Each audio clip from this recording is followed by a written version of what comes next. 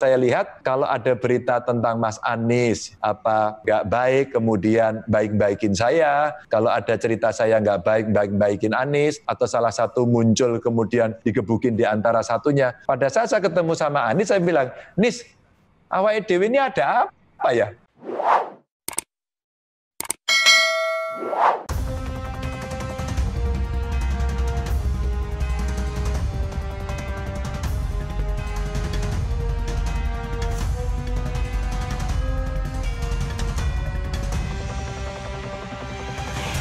Ya, Assalamualaikum warahmatullahi wabarakatuh, Sobat RH sekalian. Jumpa lagi dalam channel yang keren ini.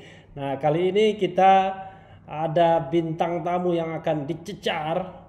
Ini sahabat lama saya sesungguhnya. Dulu orangnya gondrong, suka naik gunung ya. Klubnya namanya Majestic, klub naik gunungnya. Tapi sekarang dia menjadi orang yang sangat besar, terutama di Jawa Tengah dan mungkin juga nanti 2024 di Indonesia.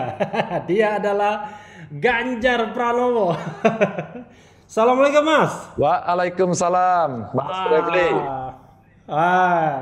Jadi Mas Ganjar, di rubrik ini namanya dicecar. Dicecar itu dialog cerdas cara Refli ya. Jadi kerja kita selama COVID-19 ini ya membuat channel YouTube. Okay. Mudah-mudahan dengan kehadiran Mas Ganjar ini subscribernya tambah meningkat. Soalnya kemarin yang meningkat tuh hater semua. Mudah-mudahan lovers sekarang ini. Mas Ganjar, ya, sehat-sehat ya? Alhamdulillah. Jadi Sobat RH sekalian, Mas Ganjar ini teman lama saya. Saya panggilnya Mas karena memang beliau senior saya di kampus UGM. Beliau angkatan 87, saya angkatan 89. Ini ada saya 89 ya. Saya sengaja pakai baju ini untuk mengingatkan kembali. Cuma seperti kepada Sandi Uno, saya ngasih challenge kepada Mas Ganjar. Mas, mau dipanggil Mas, mau dipanggil Pak, mau dipanggil Bung, atau mau dipanggil Bang?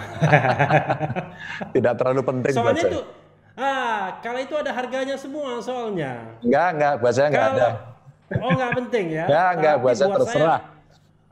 Terserah. Panggil nama aja Ganjar juga oke, terserah. Tapi kalau saya filosofinya begini, kalau Mas Ganjar, itu kayaknya Jawa Tengah dan sekitarnya. Kalau Pak itu kurang egaliter, tidak menunjukkan semangat Sumpah Pemudanya kan? Saya tahu Mas Ganjar lahir tanggal 28 kan.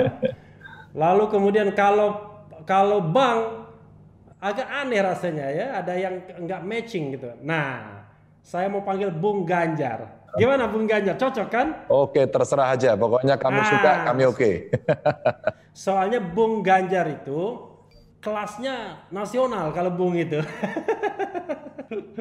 Jadi kelasnya itu nasional kalau Bung itu. Bung Hatta, Bung Karno, Bung Karni, Bung apa lagi, Bung Yamin, semuanya Bung ya. Jadi saya panggil Bung Ganjar, Mas ya? Boleh. Jadi biar juga untuk pemirsa RH, karena saya biasanya memang memanggil tamu kalau dia itu ya kira-kira kurang lebih sama dengan saya usianya, beda-beda tipis, saya panggil Bung. Kalau panggil Pak ketuaan. Kalau yang Pak kemarin, Amin Rais, itu baru saya panggil Pak. Bung Ganjar, wah dulu namanya bukan Ganjar Pranowo, tapi Ganjar Sungkowo ternyata. Saya baru baca juga. Jadi Ganjar Sungkowo itu apa? Kesedihan ya, penderitaan ya? Iya. Gitu ya? Iya. Kenapa gantinya Ganjar Pranowo, nggak Ganjar Prabowo ya? Karena yang mendapatkan ganjaran kan Prabowo jadi Menhan. Iya, saya nggak tahu waktu itu, katanya waktu kecil saya lahir ini susah. Mau lahir ibu. Kalau susah kelihatan, di mukanya masih kelihatan itu. Nggak gemuk-gemuk ya? Kayak lagu Ayah itu. Iya, di betul. Matamu masih tersimpan selaksa peristiwa. Betul. Jadi susahnya di situ. Dulu ibu saya mengandung, jatuh dari becak. Saya lahir kecil, mau berobat, naik bus, terus kecantol kaki saya berdarah-darah begitu. Jadi terus sering sakit-sakitan ya. Orang Jawa begitu, kalau sakit-sakitan katanya ganti nama. Tapi waktu itu terang saja, kita tidak terlalu demokratis dan orang tua saya tidak menawarkan, kamu pengen ganti apa? Ganjar Pranowo apa Prabowo gitu, nggak ada. Nggak ada waktu itu. Jadi kita itu pasti pasti orang tua kasihnya nama baik lah. Kayak tetangga saya, namanya Entong ya. Begitu sakit jadi Teguh ya, keren, untung dia sakit. Lebih begitu bagus ya. Teguh sehat badannya ya kan. Iya, iya. Daerah lain minta PSBB ya, pembatasan sosial berskala besar. Bahkan sebenarnya ada juga yang minta lockdown, tapi pilihannya kan cuma PSBB. Tapi Jawa Tengah kok nggak minta apa-apa, itu kenapa Bung? Iya, sebenarnya kalau kita bicara PSBB itu bentuk akhir, produk akhirnya apa sih? Kalau kita bicara produk akhirnya kan work from home. Kantor-kantor mungkin bekerja lebih banyak di rumah. Terus kemudian sekolah di rumah. Dua ini sudah kita laksanakan. Apalagi pengurangan transportasi. Pengurangan transportasi sekarang natural saja mereka sudah berkurang otomatis. Ya. Terus kemudian ya mungkin toko, terus kemudian mal, pasar dikurangi. Nah, yang terakhir inilah yang kemudian nilai ekonomi yang mesti kita pertimbangkan. Belum lagi kemudian saya menghitung dampak sosial yang kira-kira akan muncul dan kira-kira kemampuan dari segi seluruh kekuatan yang kita miliki, adakah di antara seluruh kekuatan ini nanti mampu mengcover sampai memitigasi risiko paling buruk. Dari situlah kemudian kita bicara hari ini ketika kawan-kawan bicara PSBB, ya saya menerjemahkan sebenarnya PSBB adalah istilah kita. Istilah yang lain sebenarnya ini soft lockdown begitulah. Soft lockdown. Ya kalau kemudian kita ngelihat faktanya di beberapa yang melakukan PSBB hanya di tempat-tempat protokol. Sekali lagi hanya di tempat-tempat protokol saja yang sepi. Tapi kerumunan di sudut-sudut itu masih ramai. Nah, saya mulai berpikir hari ini, mari kita bicara normal baru saja. Karena disiplin kita rendah, lebih baik normal baru, yang itu kemudian sekarang kita dorong, maka kita belum sampai pada level PSBB, tapi kita berikhtiar untuk menuju normal baru saja, begitu. Normal baru itu apa maksudnya, Bung? Ya, sekarang orang masih pengen berusaha kok. Pak, kalau saya di rumah, saya nggak bisa kerja, Pak. Ya udah kamu kerja aja lagi. Jualan apa kamu? Saya jualan ini Pak, di mana? Di pasar itu Pak. Saya pekerja pabrik Pak. Saya di toko Pak. Saya punya usaha Pak, saya pengusaha. Oke, you kerja aja. Tapi Anda mau nggak ikut perintah saya? Normal barunya adalah kamu mesti tiap hari keluar rumah pakai masker, ini tidak boleh kamu tinggal. Ini wajib. Kamu harus pakai jarak terus dan itu mesti kesadaran pribadi. Dengan tidak menyentuh, dengan kamu mengambil jarak droplet begitu, maka insya Allah kamu dengan masker berjarak. Kemana-mana kamu harus membawa di sakumu hand sanitizer. Kalau itu Anda punya, maka sebenarnya Anda sudah relatif aman dan Anda boleh bekerja dimanapun Anda berada. Saya sekarang lebih mendorong pada normal baru itu, sehingga barangkali hotel tidak perlu tutup, begitu kan, mall tidak perlu tutup. Memang problem besarnya adalah belum bisa kita sampai pada disiplin itu. Maka saya membuat surat edaran sebagai ketua gugus tugas agar pasar-pasar diperbaiki yuk, jaraknya diatur yuk. Pabrik-pabrik kalau Anda nggak mau saya tutup loh. Sekarang Anda lakukan. Patroli menggunakan TNI, Polri, Satpol PP kita kerjakan agar kita bisa mendorong masyarakat untuk berdisiplin. Nah, inilah cara-cara yang kemudian di Semarang Raya sama Solo Raya kita coba jadikan satu modeling agar ini bisa dilaksanakan. Di samping kayak Kabupaten Banyumas itu punya perda sendiri, dia bagus dia. Dia tidak PSBB, dia punya perda. Kalau kamu tidak nurut aturan kami denda. Nah yang seperti ini kami berikan dari kekuatan-kekuatan daerah di kabupaten kota yang memang dia punya kreativitas, punya inovasi, mampu memanage, sekali lagi, ini yang terakhir ini penting ini. Mampu memanage ini menjadi penting untuk mereka bisa melaksanakan di wilayahnya.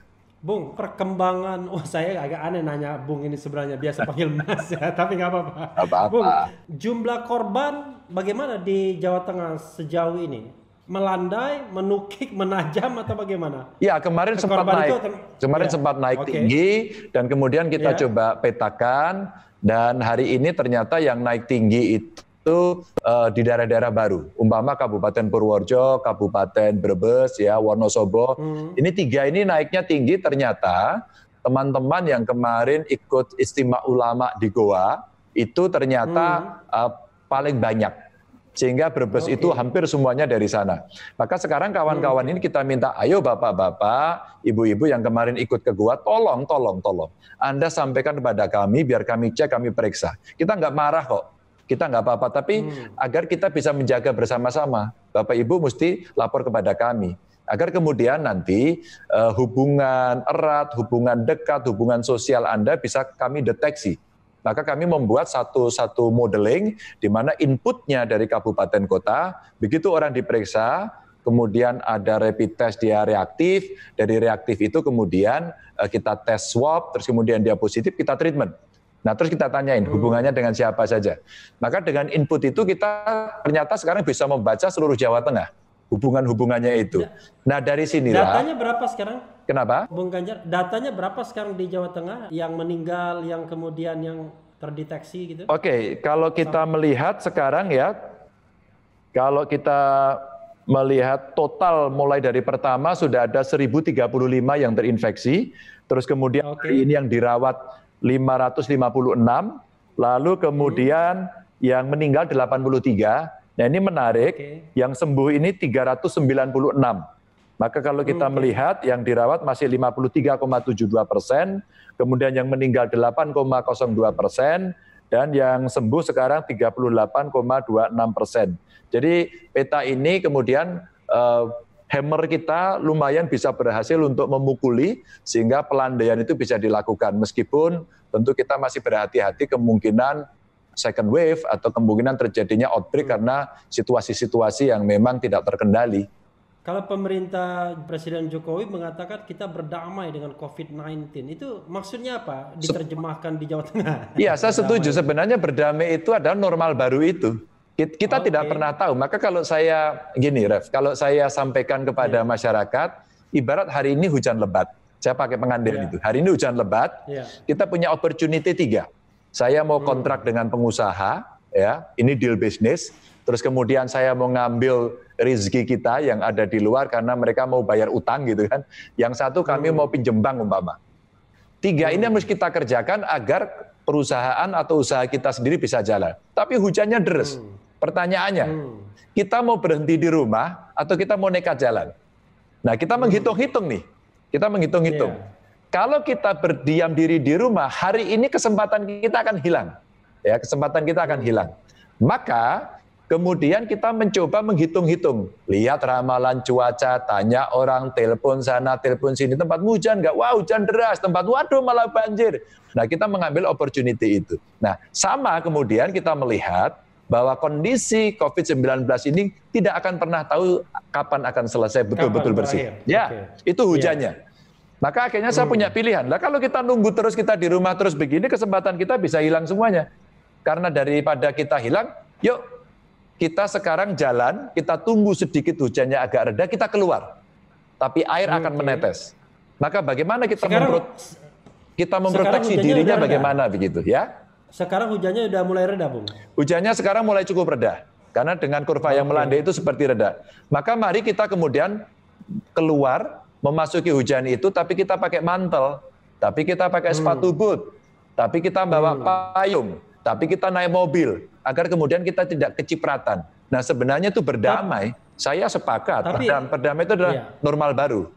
Bung, tapi kemarin kita lihat Bung Ganjar itu mendatangi pemakaman almarhum Didi Kempot ya? Ya. Itu banyak masyarakat yang berkumpul, Bung, itu nggak bahaya Pak? Bahaya.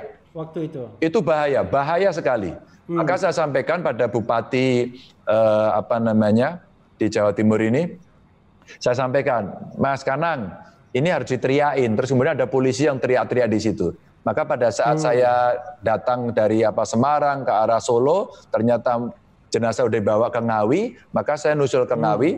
Maka begitu saya turun, orang di sana seperti tidak ada cerita apa-apa. Maka orang mendekat. Ngawi tempat Nurkolis itu temannya. Iya.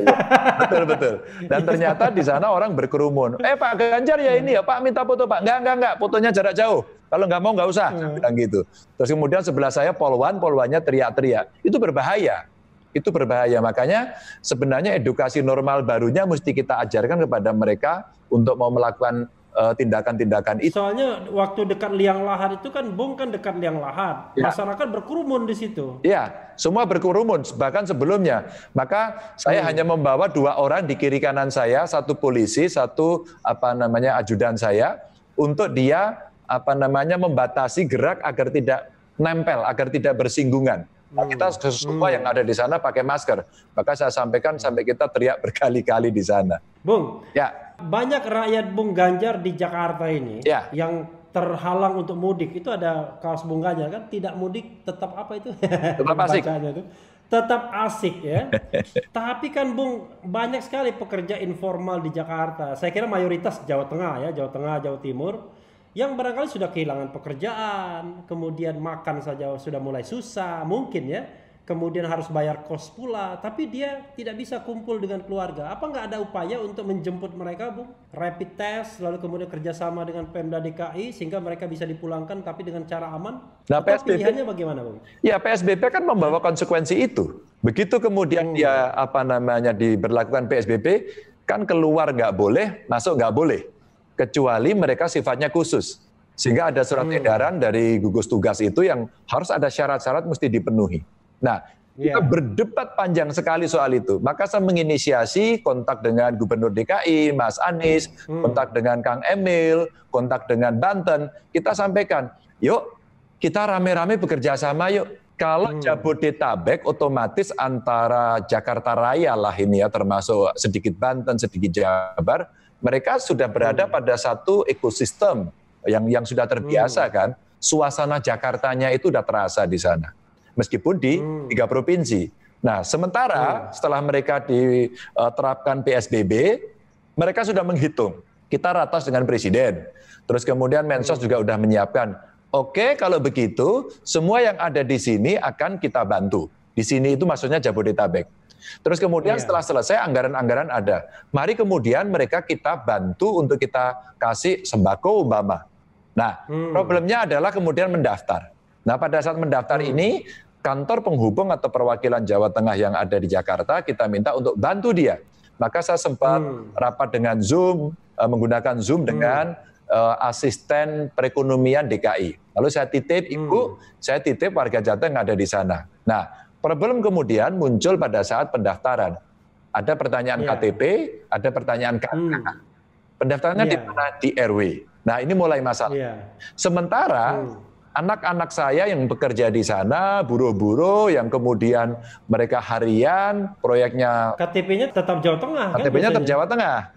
Nah, mereka nggak bisa pulang, tidur nggak ada tempat. Maka tidur di jalan begitu. Nah, yang seperti ini kita rescue langsung. Saya tidak tahu mereka dapat nomor handphone saya dari mana, tapi akhirnya mereka ada, terus saya minta untuk difoto sekitarnya, dan itu betul, ya sudah langsung kita kirimin aja. Saya waktu itu belum menganggarkan. Maka dengan komunikasi itu akhirnya kita hitung, oke, ada yang didaftar di Jabodetabek, ada yang tidak terdaftar, saya membuat brief melalui medsos saya, melalui YouTube saya, kemudian masuklah, kira-kira masuk sekitar 68.000 yang terdata lewat backup kami. Terus kemudian ketika kita verifikasi, ada 27.400 sekian. Nah, 27.400 sekian itu akhirnya insya Allah minggu ini mau kita kirimi bantuan kepada mereka, agar mereka bisa tetap stay di sana. Maka konsepnya begini, proposal saya adalah, mereka jangan sampai pulang, ya, tapi mereka kita upeni di sana. Istilah saya, pagar mangkok itu lebih kuat daripada pagar tembok. Nah, sekarang dengan pagar tembok dibuat checkpoint, ternyata, Anda mau kemana? Jawa Tengah, Pak. Nggak boleh, balik lagi. Siapa? Balik. Begitu balik cari jalan tikus. Akhirnya sampai ke kampung juga. Itu problem. Ya.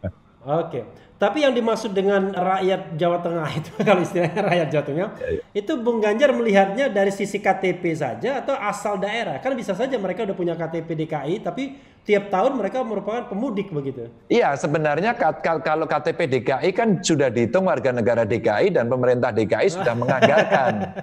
Gitu ya? Maka kemudian saya melihatnya yang masih ber-KTP Jawa Tengah. Karena kemungkinan ini ada potensi rentan dia untuk tidak bisa di-cover. Kalau yang orang sudah bekerja lama, maaf ya, ekonominya menengah ke atas, nggak usah kita bantu, nggak usah mudik, dia masih hidup kok. Tapi yang buruh harian ini memang saya harus perhatian khusus. Dan ini tidak hanya di Jabodetabek. Terakhir kemarin saya live IG, ternyata ada nyangkut dari Sudan, 143 mahasiswa Jawa Tengah yang di Sudan, hari ini juga kerepotan. Maka dalam ratas kemarin itu Sudan ya, bukan Pasundan, bukan ya? Iya, ini di Sudan begitu. Jadi makanya kita komunikasi di Hong Kong, di Malaysia. Luar biasa, ada juga orang kuliah di Sudan ya? Iya, ternyata saya tanya mereka yang dulu mondok-mondok ini, yang mereka di Sudan, di samping di Yaman, di samping di Arab itu, di Mesir dan sebagainya, ternyata Sudan ini adalah salah satu tempat mereka belajar agama pada saat itu. Iya, memang ada juga yang bagus tuh Sudan ya. Ya, betul.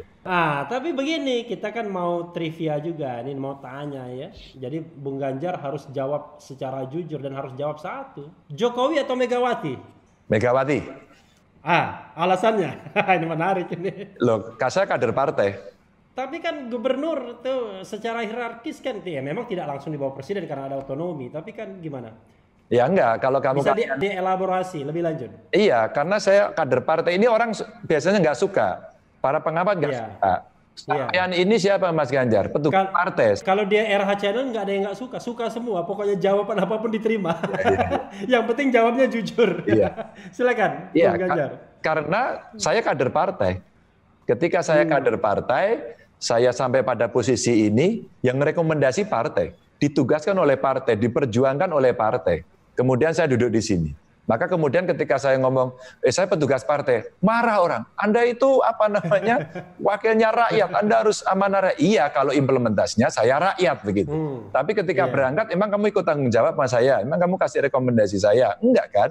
Prosedur politiknya kan seperti itu, konstitusinya begitu. Nah, jadi kita jawabannya begitu. Tapi kenapa enggak Jokowi? Kalau kemudian ada alternatifnya Jokowi, oh ya Jokowi. Jokowi apa? Di dalam pemerintahan. Kalau dalam pemerintahan pasti Jokowi. Begitu.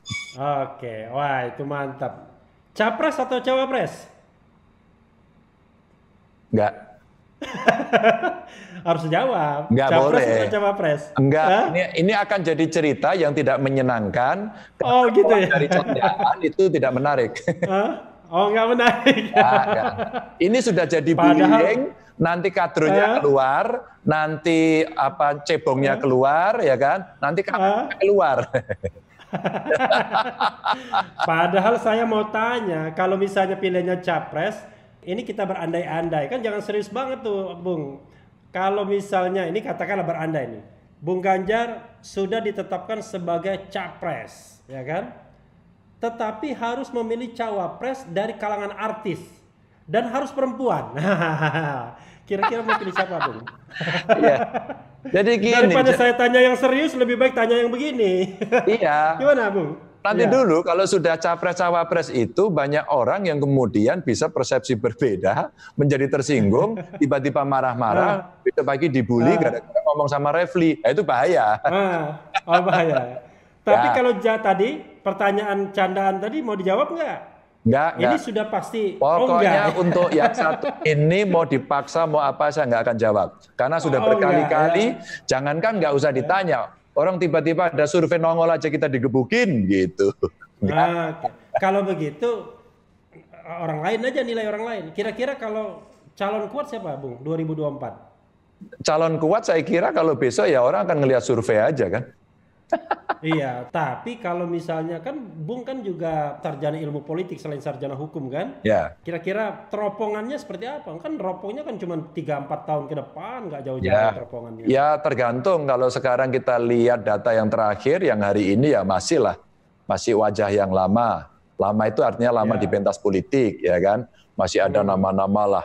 Pak Prabowo masih tertinggi, ada Mas Anies, ada Ridwan Kamil. Kalau saya di bawah. Itu cuma angka ikut aja gitu. Itu yang orang hebat-hebat, Sandi ya kan. Sandi hebat, kalau di partai saya mungkin ada Mbak Puan, itu yang orang-orang hebat. Mungkin ada dari nama-nama yang lain, Pak Tito begitu, yang itu yang masih masuk bursa lah. Pak Tito siapa? Pak Tito. Oh Pak Tito. Saya kira Pak Tito ya. Oh, ini luar biasa, Bung Ganjar ini merendah betul ya. Tapi memang ya, Sobat Era sekalian, kalau kita lihat pas kuliah dulu, nggak nyangka memang Bung Ganjar jadi tokoh besar. Soalnya kerjanya naik gunung dan rambutnya gondrong. Sama Jabrik masih komunikasi, Bung? Oh masih lah, semua kawan saya tidak ada yang saya lupakan kecuali pas saya lupa gitu. Tapi insya Allah masih kontak sampai hari ini. Dan itu manusiawi ya. Ya, ya.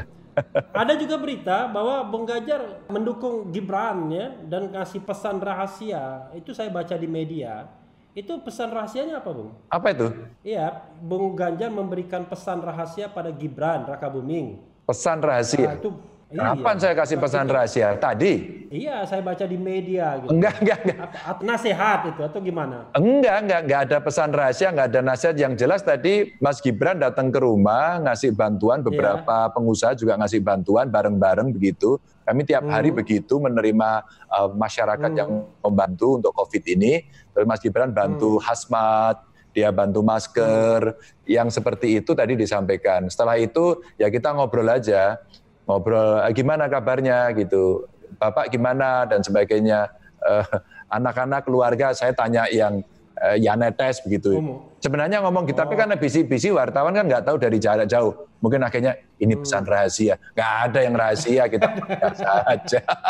Nggak ada yang rahasia ya? Enggak. Tapi sudah pastikan calon tunggal ya, Bung ya? Yang di mana? Di Solo kan udah pasti calon tunggal kurang lebih mungkin ya? Oh belum, masih banyak kok bursa. Belum ada yang menentukan hari ini, dari partai juga belum, dari partai yang lain juga belum. Bursanya masih ramai. Saya mau tanya soal 2024 tapi sudah dipatahkan oleh Bung Ganjar. Itu harus saya patahkan karena ternyata harus dipatahkan. Kan gini Ref, karena ternyata itu lebih banyak orang tidak siap untuk berdiskusi secara sehat dan cerdas ala Refli, nggak siap. Yang siap adalah kemudian ngomong, kamu kalian ngapa terus dibully. Nah, ketika kemudian bullying itu muncul, bukan berarti kita baper dan sebagainya. Kadang-kadang saya melihat hanya gini aja, apa sih untungnya? Ketika kemudian semua out of context, kemudian mereka ngomongnya awur-awuran, dan saya sering kemudian diomongkan sampai kepada keluarga, saya punya anak, saya punya istri, sehingga ya lebih banyak mudarat begitu. Kecuali semua bisa fair loh ya. Oh iya, saya sih sebenarnya mau ngajak fair ya kan. Semua orang menyebut kalau kita lihat konstelasi, ya siapa yang pegang Jawa Barat, Jawa Timur, Jawa Tengah itu kan punya peran yang signifikan. Tapi gini aja Bung, boleh lah ngomong politik sedikit ya? Boleh. Kita ngomong konstelasi politik di luar Bung Ganjar. Ini kan kayaknya angin puting beliungnya nggak jelas arahnya. Ya. Tapi yang jelas Pak Prabowo sudah masuk pemerintahan, kan begitu? Ya. Lalu kemudian bursanya, surveinya masih tinggi ternyata. Bahkan Kodari bikin survei masih nomor 1 kalau saat ini ya. Ada yang kemudian membicarakan, wah ini Prabowo bisa nih kayaknya sama Puan Maharani. Gimana? Gak apa-apa. Gak apa-apa ya? Gak apa-apa, ada persoalan apa? Tidak apa-apa kan? Kalau memang orang sudah cita-citanya sudah mau ke sana, buat saya oke saja, enggak apa-apa. Tinggal kemudian nanti kan sama siapa yang mendukung, bagaimana kita menggerakkan, bagaimana kita memenangkan, dan sebagainya. Biasa saja buat saya kok. Bung, tapi pernah nggak berpikir tiba-tiba Bung keluar dari orbit? Karena misalnya katakanlah endorsement itu bukan untuk Bung Ganjar, tapi untuk yang saya sebutkan tadi. Tapi tiba-tiba arus lain menjagokan Bung Ganjar. Belum ada pikiran itu. Belum ada pikiran sampai sejak saya mahasiswa sampai hari ini tetap PDI. Dulu PDI, sekarang PDI Perjuangan. Saya masih di jalur itu. Jadi mungkin agak berbeda ya. Mungkin orang melihat membaca survei dan sebagainya seolah-olah sudah akan dia. Di partai saya tidak. Ingat nggak waktu Bu Mega dulu mau mencalonkan Pak Jokowi? Semua masih ramai. Tiba-tiba seorang Jokowi diambil dan itu membuat gempar semuanya. Jadi artinya kalau kita ngelihat, saya mau melihat dari orang dalam sebagai orang PDI Perjuangan yang warnanya merah kayak bajunya Refli lah, kira-kira begitu kan. Oh ya, merah ini ya.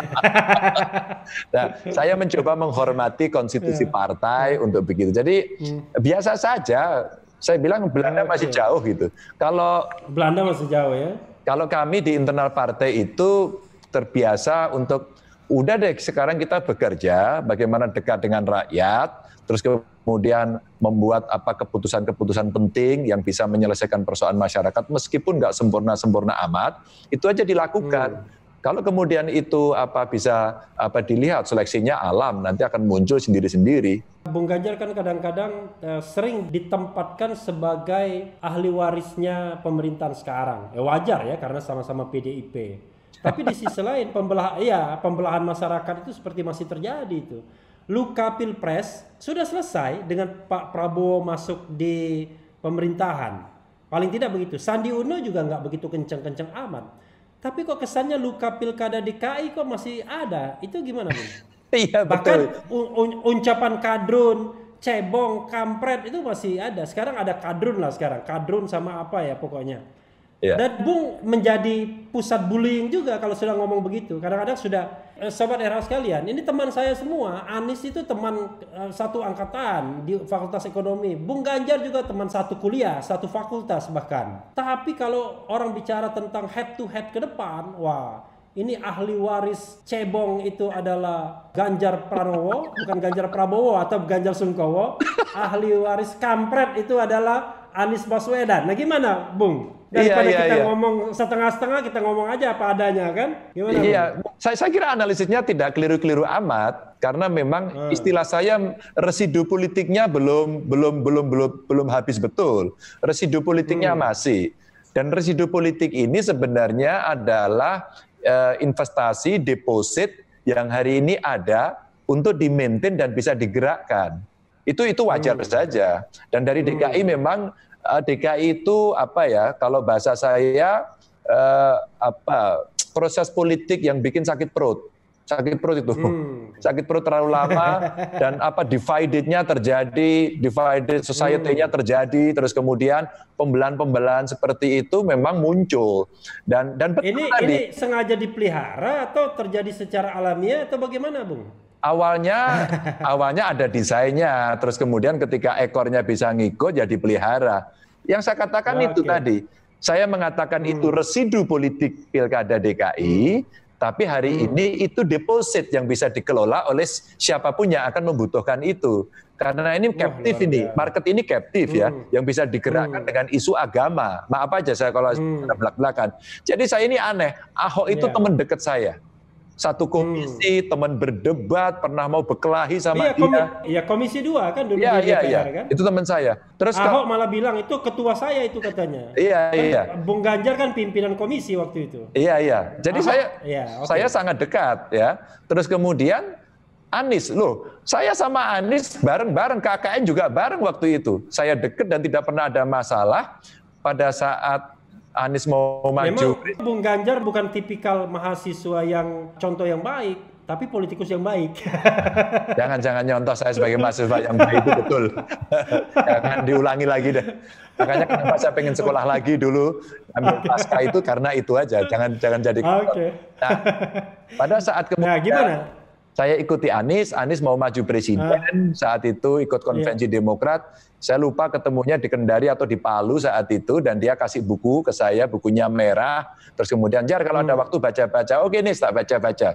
Kemudian gagal, tidak jadi maju, terus kemudian bergabung dengan Jokowi, kemudian jadi menteri, kita fine-fine saja. Jadi saya membayangkan gini, Ref, kalau kemudian Anies itu posisinya tetap jadi menteri, konstelasinya tidak seperti ini. Saya kira Anies akan menjadi cebonger yang kemudian masih digebukin, pasti. Jadi suasana. Berarti salahnya Pak Jokowi dong yang memberhentikan Anies. Ya, terus kemudian Mas Anies maju DKI, terus kemudian dengan kompetisi sama Ahok, dan kemudian dia menjadi pemenangnya, dan inilah kemudian menjadi cerita yang tadi deposit ini bisa dipelihara dan sebagainya, dan akhirnya ya boleh jadi kemudian gambaran-gambaran itu muncul.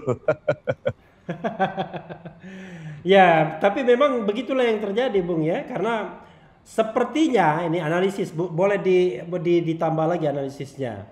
Ya, sepertinya kemudian pihak cebong atau pihak kampret, saya nggak mau menyebut salah satunya ya, memerlukan ikon baru, Bung. Karena ikon yang lama tiba-tiba terserap di pemerintahan gitu. Yang tadi Ganjar Prabowo, Prabowo yang dikasih Ganjar. Iya. apa namanya bergabung di pemerintahan, memang konstelasi berubah sangat keras sekali, sangat dahsyat sekali. Maka saya memang melihatnya yang dulu rombongan follower yang dipimpin oleh Pak Prabowo ini tiba-tiba seperti kehilangan induk. Karena kehilangan induk maka mencarilah tokoh-tokoh baru. Maka kemudian terjadilah pembelahan-pembelahan yang tadi Refli katakan itu. Jadi ya prosesnya begitu. Maka kalau saya lihat, kalau ada berita tentang Mas Anies, nggak baik, kemudian baik-baikin saya. Kalau ada cerita saya nggak baik, baik-baikin Anies. Atau salah satu muncul kemudian digebukin di antara satunya. Pada saat saya ketemu sama Anies, saya bilang, Nis, awake dhewe ini ada apa ya? Kok kemudian dari kelompok-kelompok itu, ya mbuh gitu. Ada kita asik-asik saja. Saya ngobrol sama Mas Anies, ngobrol sama Kang Emil. Bahkan sebelum Pilpres, kami pernah bertemu bertiga. Sama-sama kita bertiga mendapatkan penghargaan waktu itu untuk keterbukaan informasi. Dan waktu itu akhirnya setelah kita bertiga, para juaranya ini mendapatkan penghargaan, saya bilang, Nis, Mil, kita ngobrol yuk. Bertiga aja deh. Masa politik panasnya kayak begini tidak ada yang meredam, semua seolah-olah membiarkan bara itu membara di mana-mana, api itu membara di mana-mana. Oke, yuk ngobrol. Akhirnya kita dari kantor Wapres lewat Jalan Monas dibuka pintunya, terus kemudian masuk ke kantor Pemda DKI, terus kita ngopi bertiga. Saya hanya, ya kita mau apa? Enggak sih, usulan saya hanya mau foto bertiga aja kok. Terus apa kata mereka, mari kita upload. Ternyata uploadnya bagus semua. Loh, ini kan enak begitu. Maka sebelum Pilpres, sebelum Pileg, waktu itu kita lakukan itu. Sehingga sampai sekarang, kami ini baik-baik dengan mereka-mereka. Kami ngurus para pemuda juga baik-baik dengan mereka. Nggak ada cerita-cerita yang mengerikan seperti itu. Tapi, Bung, waktu ada pertemuan gubernur, bupati, wali kota muda ya, kalau nggak salah ada Bung Ganjar, ada Emil Dardak, ada AHY juga. Di Bogor. Iya, di Bogor. Kenapa Anies nggak diundang? Padahal dekat sekali dia di Jakarta, tinggal naik kereta. Enggak, diundang. Oh, diundang dia. Jadi gini, waktu Bima Arya ngontak, Mas Ganjar, kayaknya kita perlu ngobrol, oke. Saya oke. Terus kemudian diundang AHY oke, Kang Emil oke, Emil dua-duanya, Emil Jabar sama Emil Jatim. Terus kemudian Mbak Yeni. Waktu itu konfirmasi di awalnya Mas Anies datang. Makanya saya bilang, itu akan jadi wajah bagus. Ada cerminan bagus, Mas Zul datang dari NTB, jauh-jauh semuanya. Itu akan jadi wajah cerita yang bagus sebenarnya. Maka saya tidak tahu, tapi Mas Kang Bima Arya bicara, Mas Ganjar, sorry ini kayaknya Mas Anies hari ini nggak bisa. Oh nggak apa-apa, saya niat baik aja karena kita mau ngobrol bareng-bareng. Awal ceritanya... Padahal yang mau ditunggu kan cuma 2 orang saja, Ganjar sama Anies gitu. Enggak lah, enggak. Jadi bisa kita bikin Afgan ya. Afgan tuh Anies fans Ganjar. Bisa aja. Jadi Bung Ganjar, ini isu agak nyerempet sedikit ya. Boleh. Soal EKTP. Oke. Yang namanya isu ini kan tahu sendiri kan, kalau tidak diklarifikasi, kalau tidak dibeberkan lebih baik, maka itu akan senantiasa akan menjadi senjata untuk mengganjal orang ya. Apa saja yang namanya republik media sosial ini kan, netizen adalah yang maha kuasa kan begitu ya. Uang yang maha kuasa, yang kedua baru netizen. Karena netizen juga digerakkan dengan uang ya, para buzzer terutama. Gimana Bung klarifikasinya? Karena isunya berseliweran terus-menerus walaupun Bung sudah berapa kali ya, tapi kan di channel RH ini kan belum pernah. Oke, saya firm aja soal itu. Maka saya tegak berdiri menghadapi. Awal-awalnya saya agak kaget ketika seorang Nazarudin menyebut, Alhamdulillah Tuhan tidak pernah tidur. Maka menyebut waktu, menyebut tempat, semuanya salah. Bahkan pada saat dia menyampaikan seseorang yang memberi saya itu pada tanggal sekian, ternyata orang yang memberi itu sudah meninggal jauh hari sebelumnya. Itu satu dulu. Tangan Tuhan. Mungkin arwahnya yang memberi mungkin. Kenapa? Mungkin arwahnya yang memberi itu. Nah, mungkin saya tidak tahu. Nah, terus kemudian saya tidak kenal dengan Nazar, dalam arti kenal dekat tidak, saya hanya tahu dia orang Demokrat, mungkin sekali atau 2 kali saja selama di DPR ketemu. Nah, terus kemudian berkembang.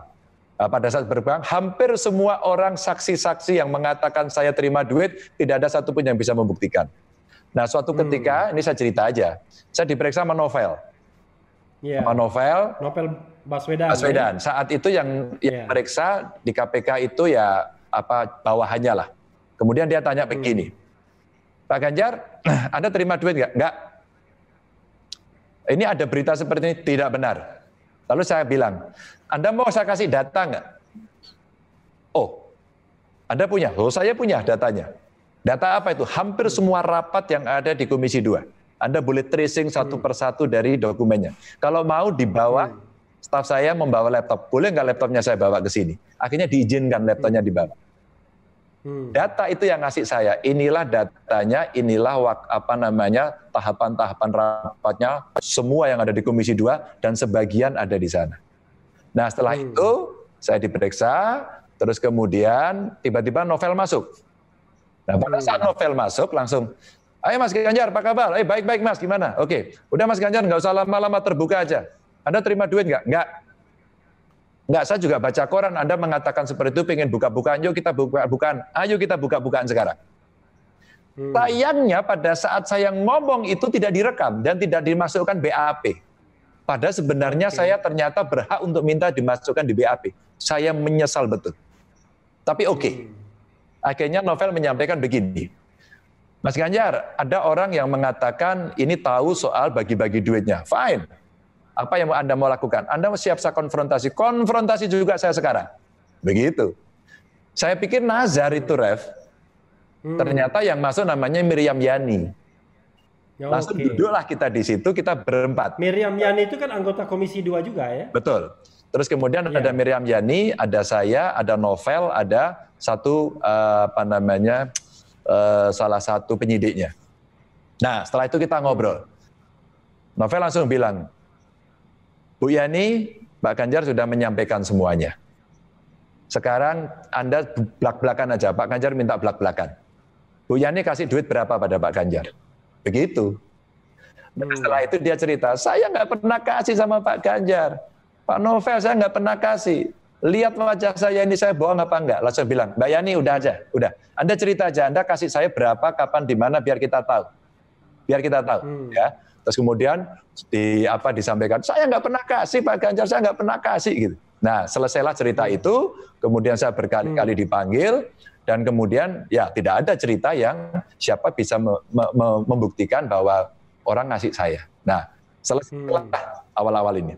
Waktu saya menunggu bapak saya almarhum waktu itu masih di Rumah Sakit Sarjito, entah 2017 entah kenapa tiba-tiba ada orang yang mengirimkan fotokopian. Nah, fotokopian ini isinya BAP-nya Miriam Yani. Entah dari siapa, saya nggak tahu ini. Pokoknya ada orang baik aja mungkin ngasih. Saya baca di 4 BAP-nya. Terus kemudian dikasih di situ cerita-ceritanya. Maka saya rekam semuanya di handphone saya. Nah, kalau orang tertutup biasa tak suruh baca. Coba baca ini. Itu kalau Anda nuduh saya, Anda baca. Ternyata di situ ditulis. Pembagiannya sekian, dibagikan pada ini, sekian dibagikan pada ini, tahap pertama, tahap kedua, tahap ketiga. Jadi saya nggak tahu pembagian itu. Yang menarik, Ref, yang menarik, setiap masuk nama saya selalu ada, dikembalikan kepada saya, dan diserahkan kepada seseorang. Begitulah kondisi sampai pemberian sekian kali itu. Hanya nama saya yang bertuliskan, dikembalikan kepada saya serahkan pada si X. Saya nggak akan buka itu. Oke? Nah, saya kemudian sampaikan, ya nggak fair juga ya, gitu. Dan ini sebenarnya pernah ada media yang memuat.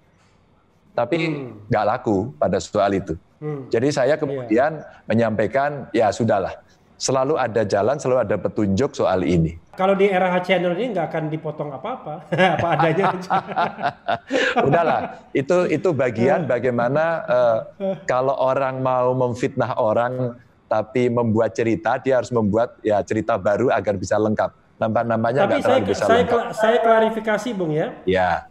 Bung Ganjar tidak pernah menerima atau pernah menerima tapi dikembalikan? Tidak pernah menerima. Oke. Cerita itu mungkin menjadi versinya dia. Karena memang saya mengaku di persidangan, apakah Pak Ganjar pernah mendapatkan tawaran? Pernah. Dari siapa? Dari almarhumah Bu Mustaqoweni. Bagaimana dia memberi kasih uang? Dia hanya cerita, Dek, Dek, ini jatahmu. Jatah apa? Ya wes pokok ini jatahmu. Itu ada di berita dan Anda boleh browsing. Itu pengakuan saya di persidangan. Lalu kemudian Anda terima, oh saya tidak terima. Terus saya bilang, wes PN wae. Saya bilang gitu.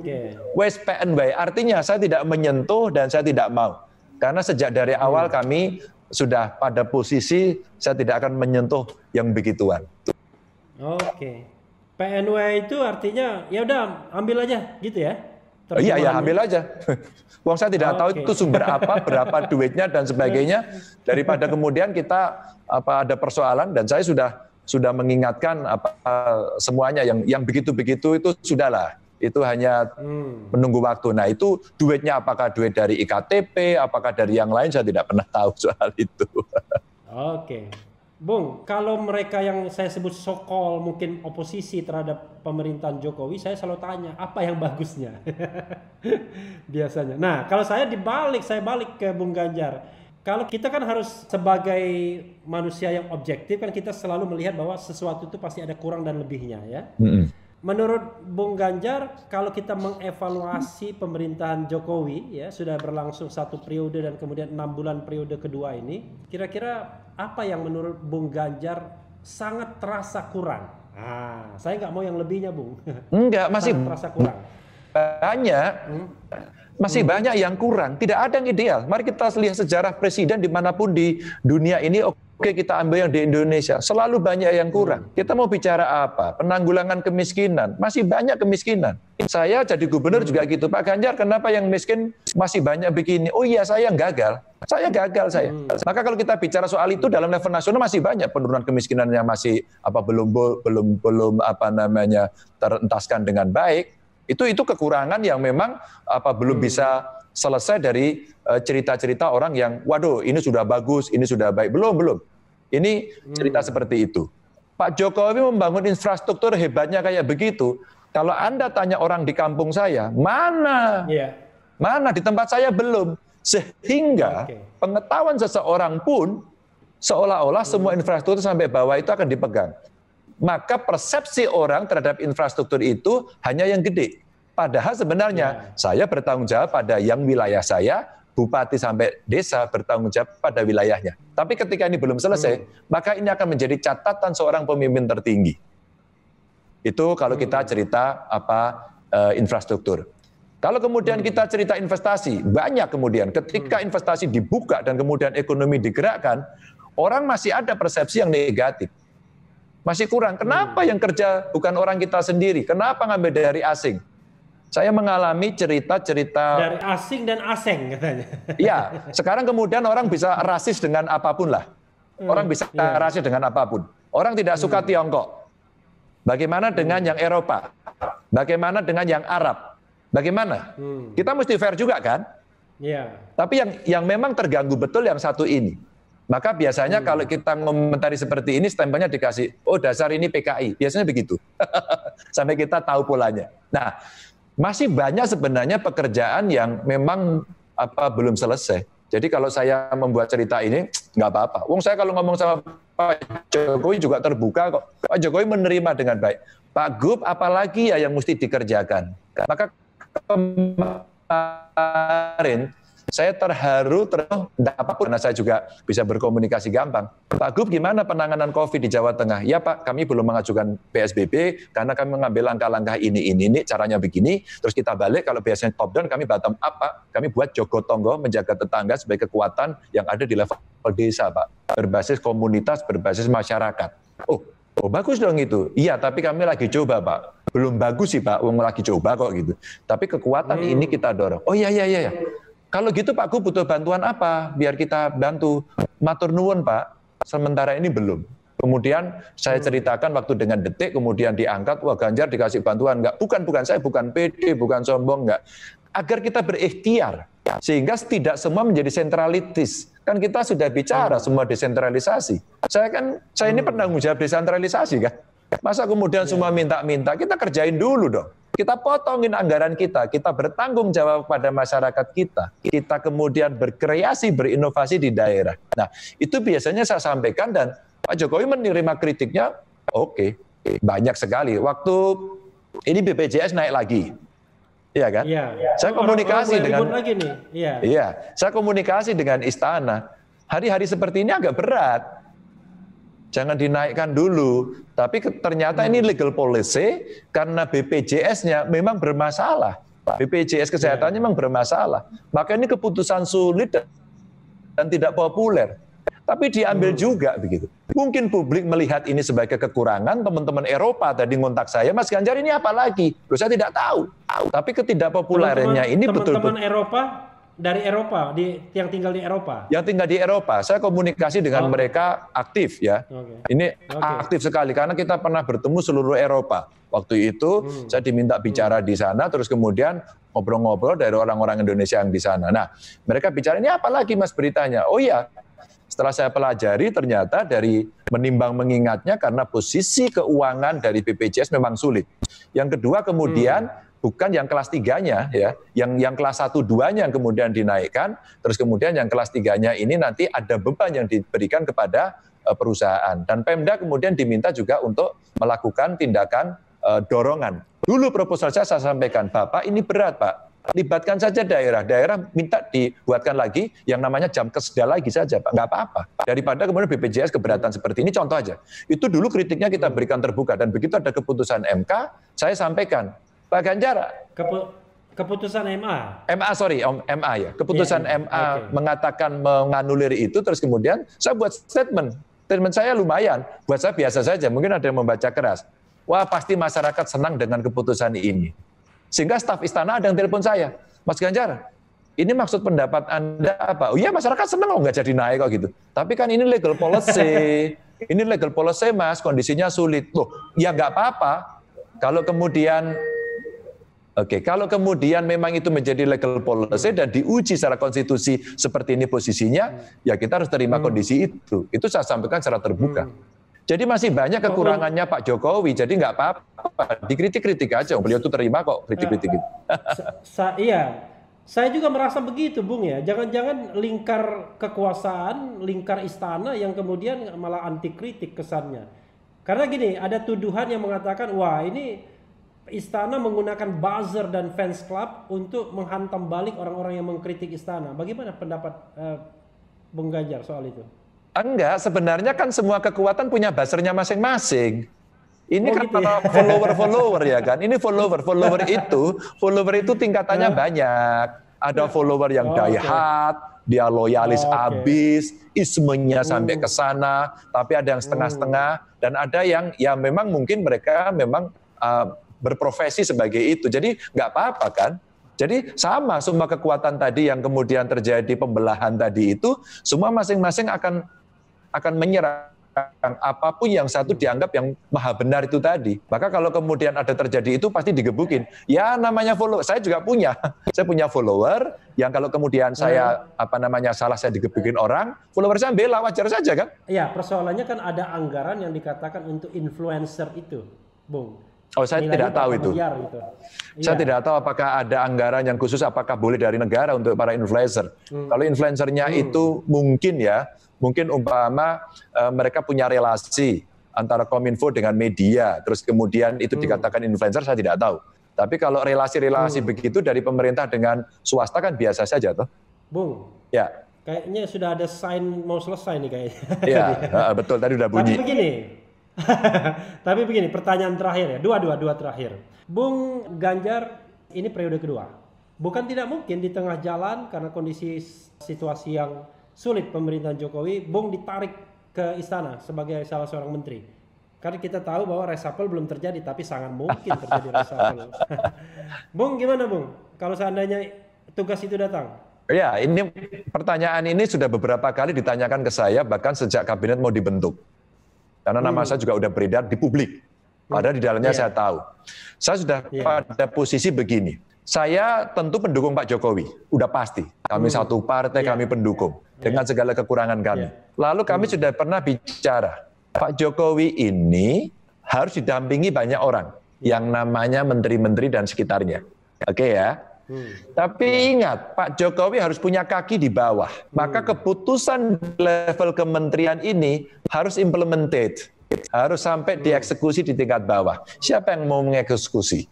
Pak Jokowi butuh kaki yang kokoh, dan saya adalah kakinya. Saya adalah kakinya.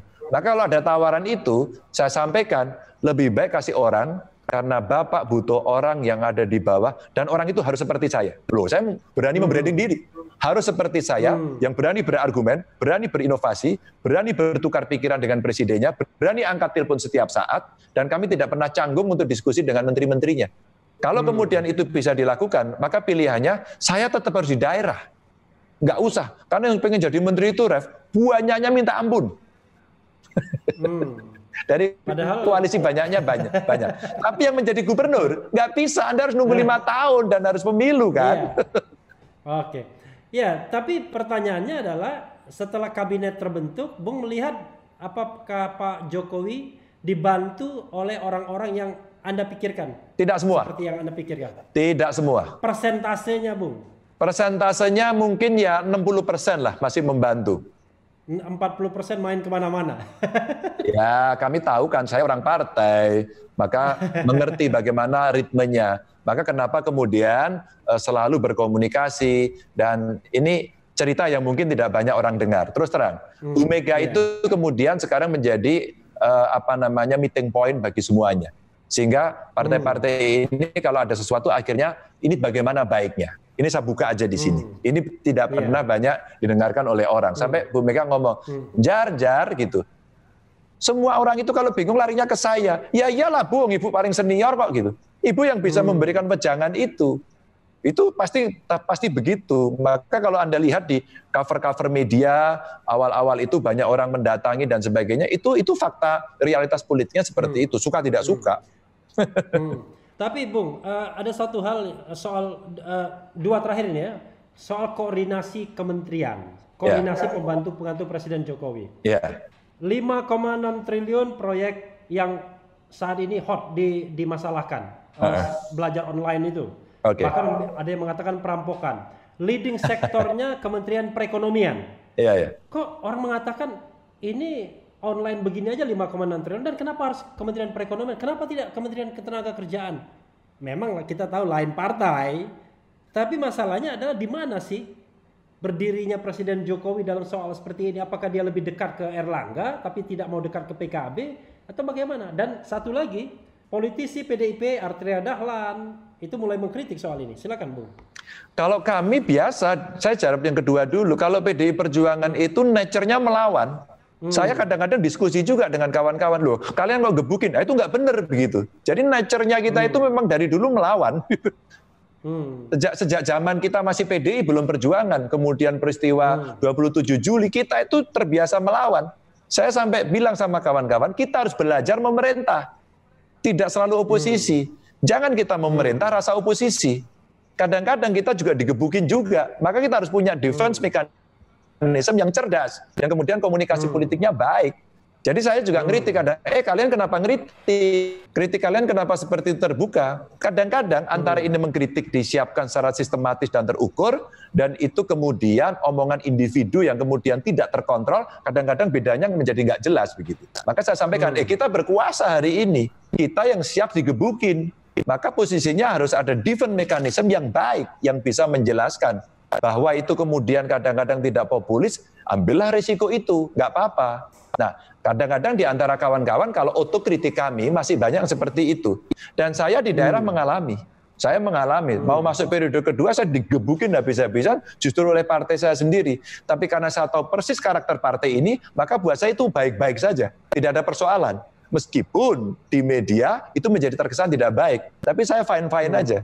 Jadi kalau kita melihat posisinya seperti itu. Nah, bagaimana kemudian dengan tuduhan korupsi dan sebagainya? Periksa saja, teliti saja, nggak apa-apa soal seperti itu. Sehingga sebenarnya kalau Presiden membuat kebijakan, Menko-nya siapa yang mengkoordinator, Menteri Teknisnya siapa yang bekerja, mestinya mereka berinisiatif.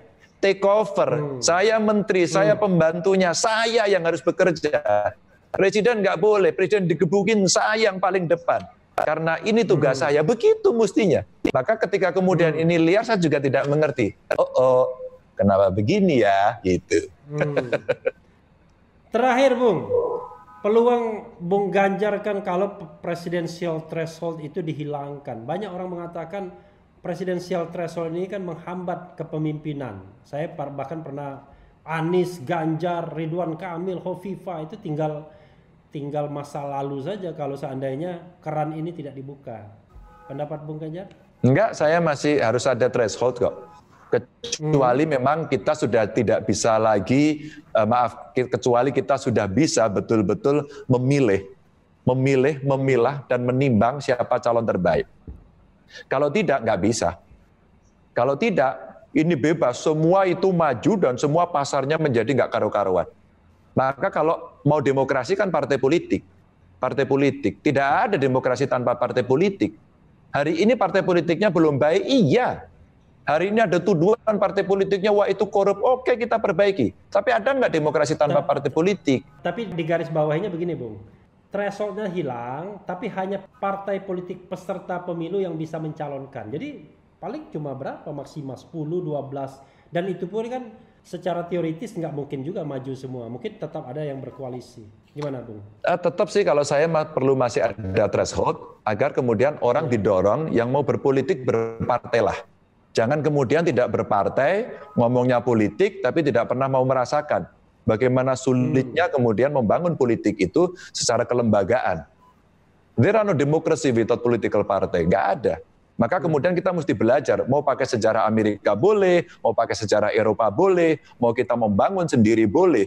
Dan saya kira banyak sejarah di Republik ini awal-awal para pejuang itu juga mendirikan partai kan, agar kemudian partai ini menjadi baik. Isilah partai ini dengan orang-orang hebat. Saya membayangkan tiba-tiba Refli masuk partai A atau partai B. Terus kemudian di situ kita mewarnai dan suatu ketika akan terjadi sebuah proses alamiah di dalamnya yang kemudian pada kelak kemudian hari sumber rekrutmen kader itu betul-betul terjadi di partai dan kemudian kepemimpinan di partai diisi oleh orang-orang yang sesuai dengan harapan masyarakat dan kelak kemudian demokrasinya akan lebih baik. Saya meyakini yang itu. Kenapa nggak diberikan pembatasan bahwa misalnya syaratnya adalah anggota partai politik, let's say misalnya 2 tahun, 3 tahun terakhir, kan mudah saja. Kalau memang sumber rekrutmennya partai politik, Bung. Ya semuanya bisa lah. Semuanya bisa, tapi untuk hari ini mau exercise kayak apa aja, tinggal bagaimana membangun konsensus bersama dengan sistem kepartaian, sistem parlemen yang mau kita bangun, sistem pemerintahan yang kita bangun, yang itu dulu kita berdebatnya cukup panjang sekali memang. Terakhir Bung, ya. Terakhirnya ada 4 kali. Ini terakhir benar ini. Ya. Ada kleptokrasi di seputar istana. Pak Jokowi banyak dikelilingi orang-orang yang punya kepentingan. Termasuk RUU tambang ini di mana penambang-penambang besar itu yang juga saudaranya yang menjadi menteri itu berkepentingan untuk dilanjutkannya izin tanpa bersusah-susah payah lagi mengembalikan izin itu kepada negara. Dan orang mengatakan Jokowi orang baik, tapi banyak maling di sekitar dirinya. Pendapat Bung Ganjar? Saya tidak punya data detail ya, apalagi dengan istilah kleptokrasinya itu. Itu memang sinikal yang menarik untuk dibicarakan, setidaknya sentilan, tonjokan, pukulan untuk mereka yang berkuasa. Buat saya sehat-sehat saja itu menjadi gimnastik politik untuk mereka bisa mengerti apa yang mesti dilakukan. Tapi kalau menurut saya ya sudah, kalau memang kemudian ada seperti itu kasih aja ceritanya dibuka, kemudian benar nggak terjadi seperti itu agar edukasinya juga baik. Daripada kemudian orang berteriak, menggonggong dengan sangat keras sekali, tapi kemudian tidak ada yang bisa menyampaikan kepada publik ini loh yang terjadi seperti ini, dan kemudian ini benar apa enggak. Sehingga hari ini cerita itu disebar kemana-mana sehingga orang akan bisa punya persepsi berbeda-beda. Tidak ada kesempurnaannya. Kritiklah yang sebaik-baiknya, terus kemudian edukasi masyarakat dengan data dan literasi yang baik kan begitu. Oke, termasuk juga dari istana harus memberikan data dan literasi yang baik juga, Bung ya? Iya, setidaknya kita mesti check and balance kan, bukan hanya membalance dok. Harus saling kontrol kan, bukan hanya mengontrol yang satu diam, saling mengontrol begitu. Itu untuk kesehatan demokrasi kan begitu. Iya, maksudnya jangan dilaporkan ke polisi begitu. Ya kamu nggak usah takut kalau sudah gitu. Nggak apa-apa. Itu saya ngomong yang lain. Kalau saya kan orang hukum, tahu caranya untuk tidak dilaporkan itu kan. Iya, pokoknya kalau kamu hebat. Bagaimana mengkritik tetap justified ya kan. Ya. yang hebat tuh kan Bung Ganjar Pranowo. Enggak. Kita biasa saja. The end of the discussion. Terima kasih Mas Ganjar. Saya balik lagi Mas. Sama-sama ya. Terima kasih. Mudah-mudahan sehat keluarga. Salam buat keluarga. Amin. Mudah-mudahan semuanya lancar. Amin. Dan puasanya juga lancar. Assalamualaikum. Waalaikumsalam warahmatullahi wabarakatuh. Ya Sobat RH sekalian, itulah tadi dicecar dengan Ganjar Pranowo, Gubernur Jawa Tengah yang ya disebut-sebut sebagai kandidat kuat Presiden 2024. Walaupun tadi tidak mau menyebut namanya. Tapi yang penting tetap di channel ini. Karena di channel ini Anda akan ditipu, dirayu, dibaperin, dicecar, diuber juga di jalur khusus. Karena channel ini adalah channel yang memeras, mengancam dan membenci. Jangan lupa subscribe, like, comment, and share.